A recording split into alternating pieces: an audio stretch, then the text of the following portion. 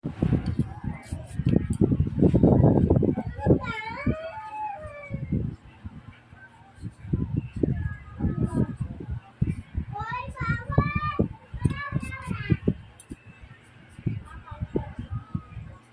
niyo po pag masakit.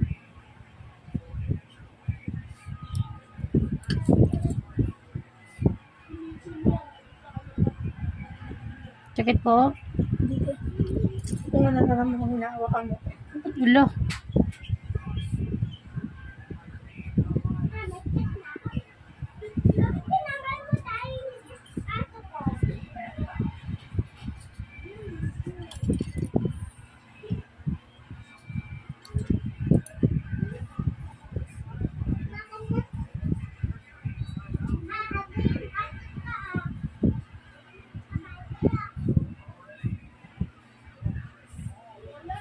Balikan ko.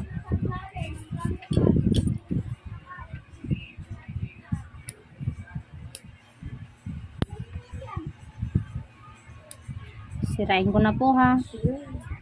Ay naman na yung bagong tubo mong kuko. Sa dulo.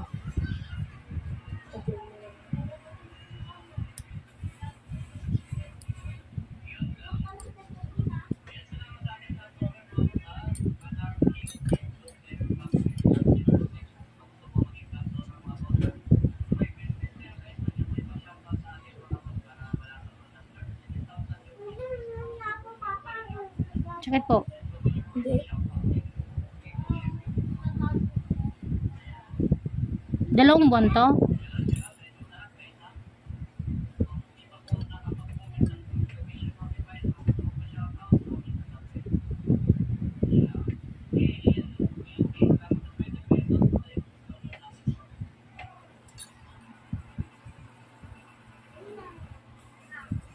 Meron kayo? Puto.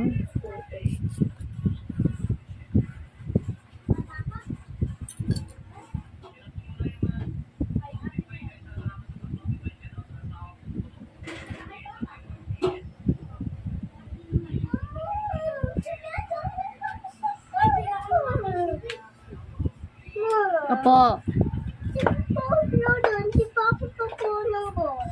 Nang? Brother. Si ate na dito pa oh.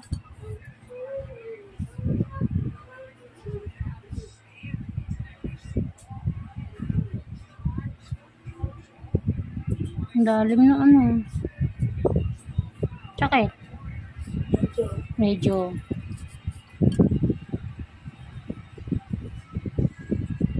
Murder. Ang manitoristang nag-monitor sa akin.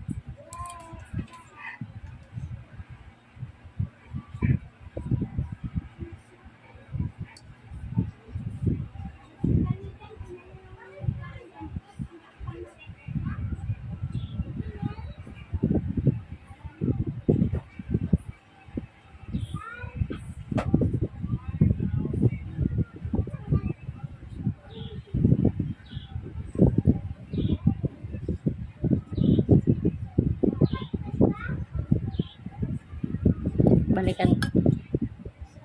May konti. Konting-konti na lang.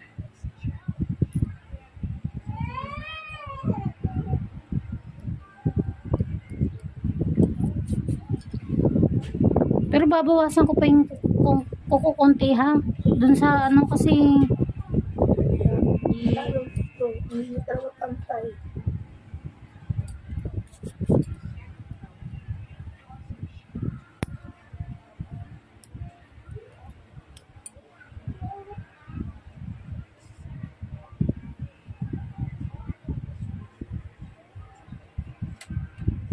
Sorry.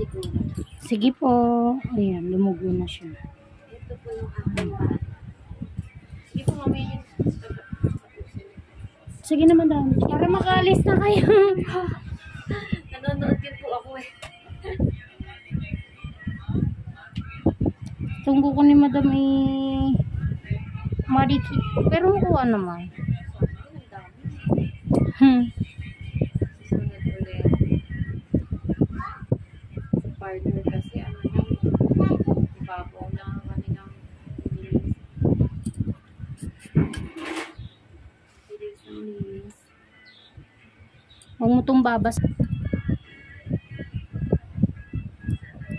Tignan mo nga anak. Sige na mama, ka na po. Thank you so much. Ay, thank you po. Maraming salamat. Yan po sa labasan may sakay ng Opo, meron po dyan sa may gate. Dyan po ba kayo dinan kanina? Doon po. Sa may gate, may terminal po dyan. thank you po. Okay, ingat po. Salamat. Thank you. Tayo pala. Ay, may remembrance ako. Thank you.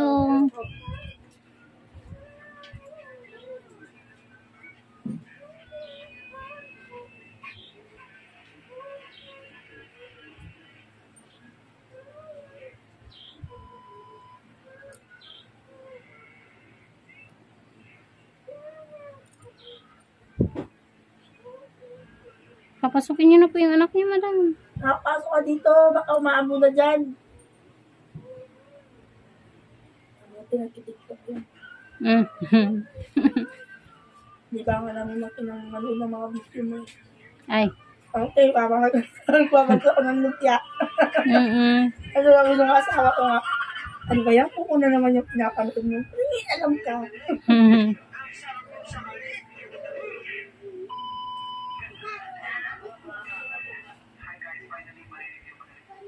Dapat kasama ko yun eh. Ayaw daw niya. Sakit po. Hindi. Parang naabon na, no? Hindi pa na. Oh, wala ko. Sakit. Hindi.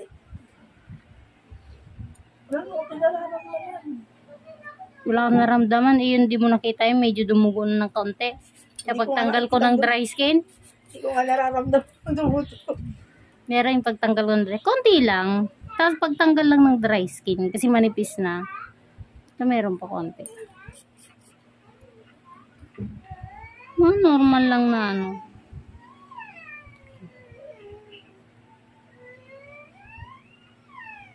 Titignan ko kung kayang ikat ng parang hindi ang lalim kasi. Hindi kaya niyang ikat. Kakatan ko pa sana ng kuko konti. Sabi mo na pag masakit na.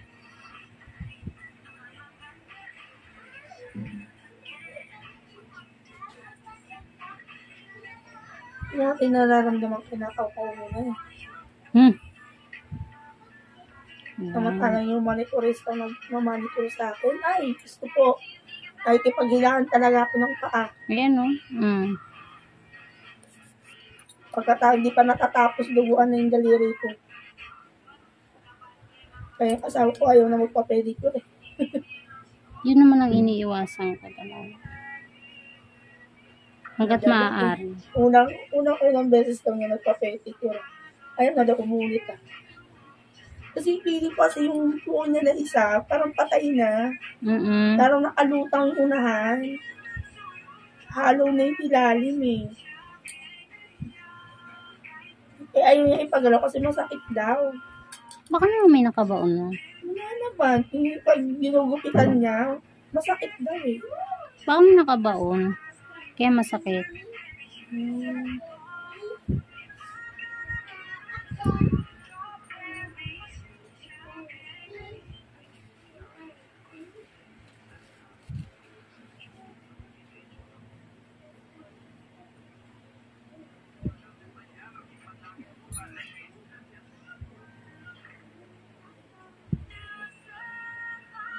Hindi ka nasasaktan. Hindi pwede.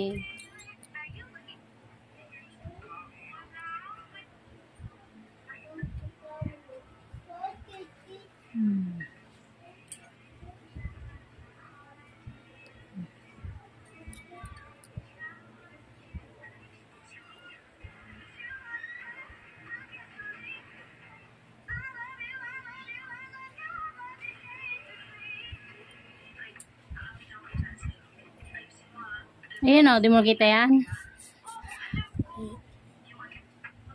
Hindi ko na ba? Oo. Hindi ko na ba? Tinatalog eh. Hindi ko kasi nararamdaman kinakaw-kaw mo. Kasi hindi ako nararamdaman. Pero hindi mo hawak yung daliri ko. Naku po.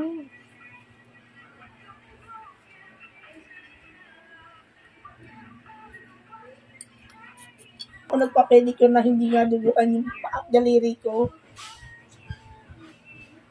Babawasan ko konti yung ano ko po.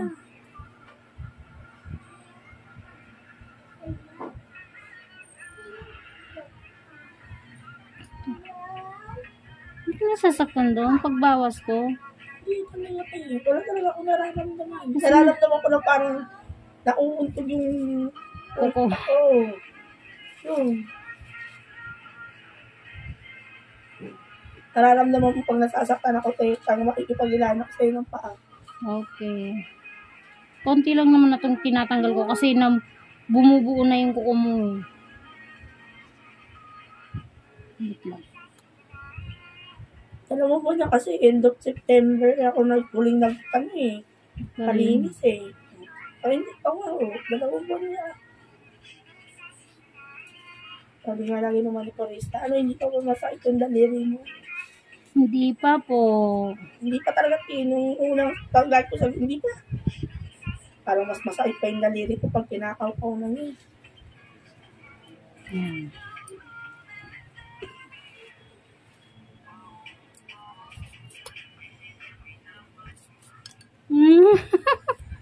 Parinig ka lang ng music eh.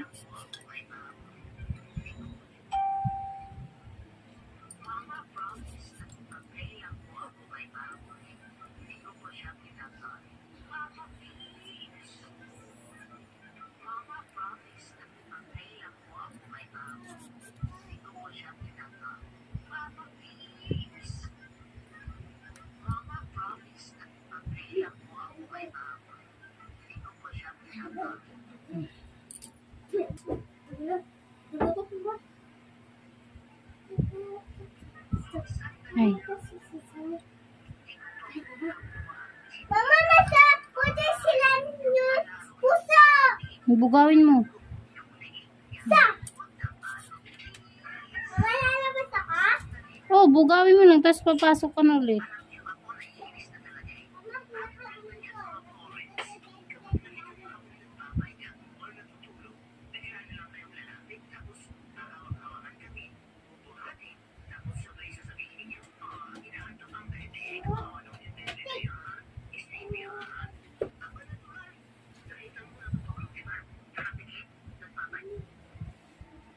Siya, masakit na.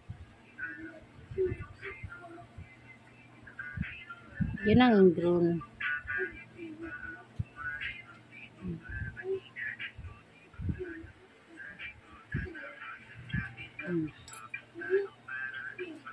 Ito naramdaman mo yan. Yan.